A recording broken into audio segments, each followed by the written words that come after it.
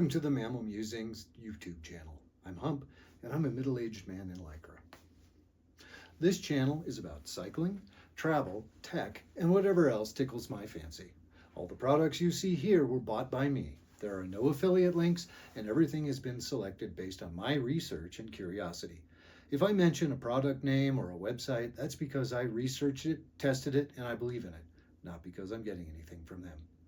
Today, we're going to talk about why traveling with a bike sucks. Notice that I said with, not by or on.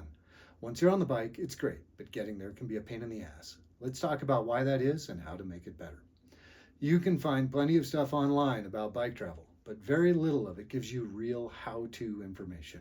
I've learned most of this through trial and lots of error, and I'm going to show you how to ease the pain of traveling with a bike.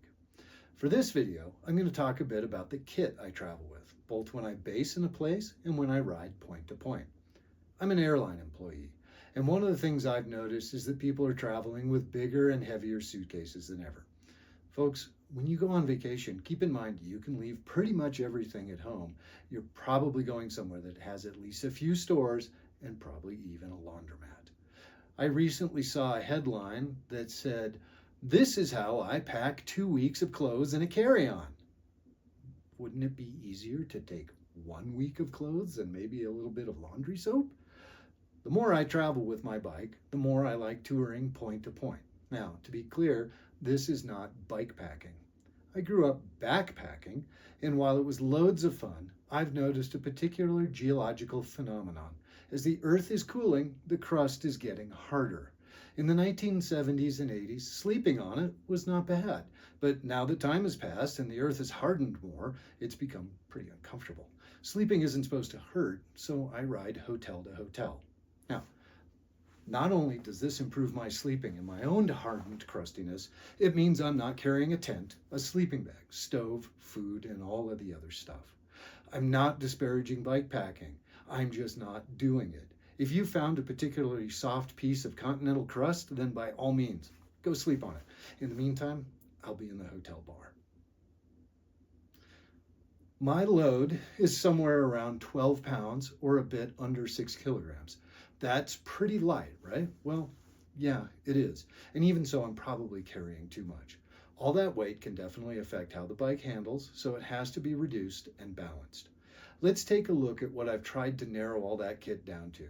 I want to carry only what I need, and the less stuff I have, the faster it is to get out and get on the bike every day. Keep in mind, this isn't a fashion show. This is riding a bike for fun, exploration, and discovery. So let's take a look. This is a 4-liter fork pannier. You probably don't want to put more than 4 or 5 liters on each fork blade because it'll make the steering a little bit unwieldy. This isn't a huge bag, but it's large enough to hold a small compression bag with 2 pairs of bibs, 2 jerseys, and 2 pairs of socks, making for a total of 3 kits on the assumption that I'm wearing one. You can also get your street clothes into a bag this size, and with a pair of these panniers on your bike, you've got a pretty good balanced load. We've talked about taking less stuff and believing in laundry. How do you do laundry? You can take a kit wash soap like this Assos stuff or any mild soap. You can wash in the shower. You can do your kit in the sink. Rinse it well, hang it up to dry. This little pouch carries a 4-meter clothesline, and these little beads sort of slide apart, and you tuck the bit of clothing in between the beads and hang it up to dry. That works really well if you're in a hotel or an apartment and you can't get directly to laundry. You can always go to a laundromat. That's super easy. They're worldwide. They're easy to find. Take some soap with you. You can get it in these little pods, or there's even flat sheets that are kind of like a piece of paper. And some laundromats now, the machines actually inject the soap so you don't have to do it at all. Everything is battery powered these days, so you have to take a power kit. I like this little pouch. It goes well in my carry-on. Carries pretty much everything I need, from a booster battery to different power supplies. This one in particular has 4 ports. It's pretty powerful, and it has this little trick where it can be either a Euro style or a US with these fold-out prongs. That's worth it. Here's a European style one that's a 6-port. It does a good job too. I've put bright and reflecty tape on this because I have left them in hotel rooms. Sometimes outlets are black, and when that's plugged into the black outlet, be it bedside or down by the floor, it's easy to walk past that, especially if you're getting old and stupid like I am. The other thing I carry in my little onboard kit is an eye cover, some tissues, and earplugs. That's super handy. Now, if I'm going to condense this down because I'm traveling by bicycle point to point, then I don't want to carry something quite this large. And so I'll condense it down, and I use this little kit that carries the cables that I need, and I always take with me, just in case, a battery cradle for my SRAM Access batteries. So I can put that and put those guys together, and that travels very small in the back of my bike on my tail fin bag. Another thing to put in your kit are these cute little shopping bags. You never know when these will come in handy. They're easy to travel with, light, and take up no space. Let's talk about a small, compact bathroom kit. If you're a mammal, you're taking a lot more drugs than you did when they were recreational. So this is a pretty small, easy way to sort them.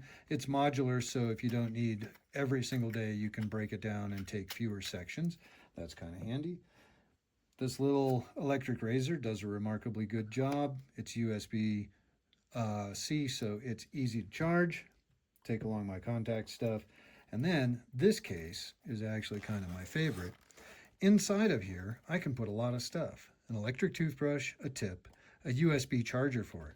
My contact case fits in there, a little brush that goes with the razor, and that little tiny deodorant covers things really pretty well. Doesn't take up a lot of space in my tail fin bag when I'm going point to point, and for that matter, it doesn't take up a whole lot of space in my carry-on. So now that you've assembled your kit, you have it all in little bags and nicely sorted. What does it all go into? I like the tail fin Aero Pack. Now they're called cargo packs. I bought this one off the original Kickstarter, and I love it. I've taken it everywhere with me, and it does a great job. It lives on my fat bike in the winter, and it moves to my travel bike in the spring. I added a bungee cargo net around it that's great for slipping things into. If you're not familiar with Tailfin, it's an incredibly well-designed product. It goes on and off the bike in seconds, is totally watertight, totally rebuildable, and eye-wateringly expensive.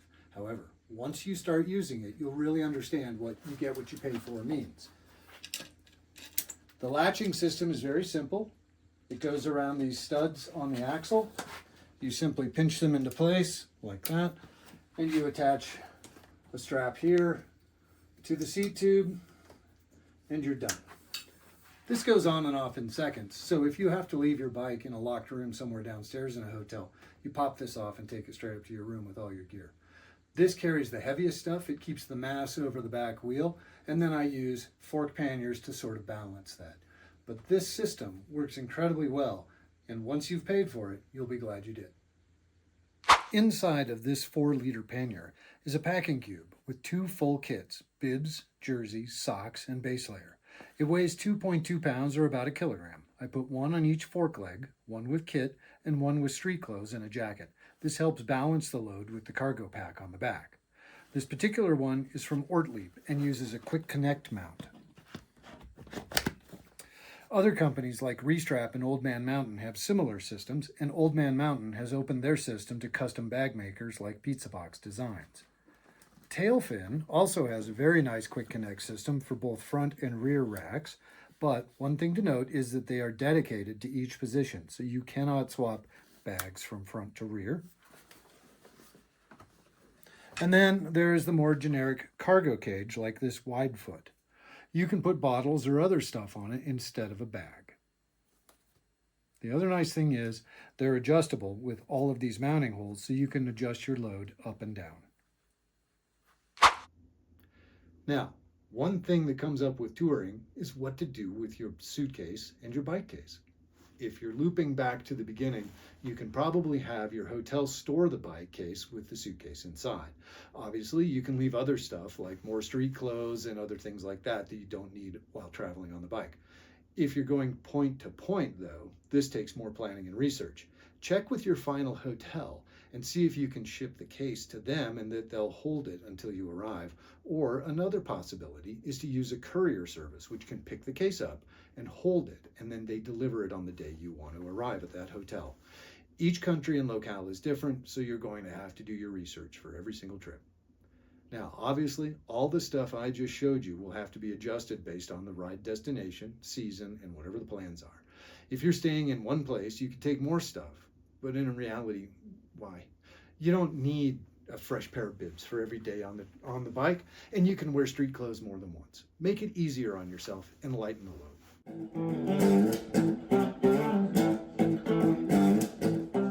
Okay, folks, that's enough for now.